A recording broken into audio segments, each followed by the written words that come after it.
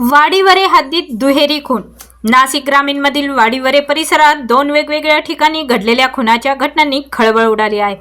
एका प्रकरणात दारूच्या नशेत झालेल्या वादातून तरुणाचा दगडाने ठेचून खून करण्यात आला आहे, तर दुसऱ्या घटनेत अज्ञात तरुणीची निर्घृण हत्या करण्यात आली आहे।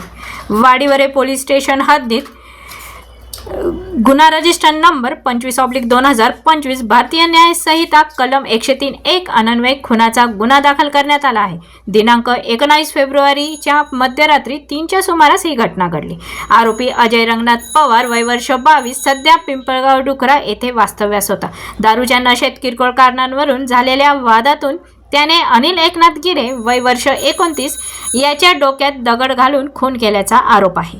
दरम्यान 20 फेब्रुवारी रोजी सारोळ शिवारात गट क्रमांक 25 मधील मोकळ्या जागेत बाभळीच्या झाडाखाली एका अज्ञात 20 ते 25 वर्षाच्या तरुणीचा मृतदेह आढळून आलाय।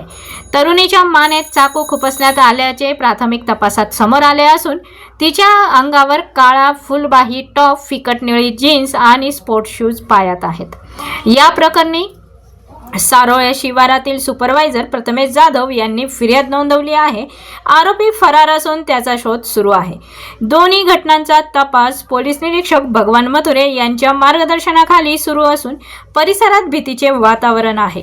नागरिकांनी अफवांवर विश्वास न ठेवता पोलिसांना सहकार्य करावे असे आवाहन यावेळी करण्यात आले आहे।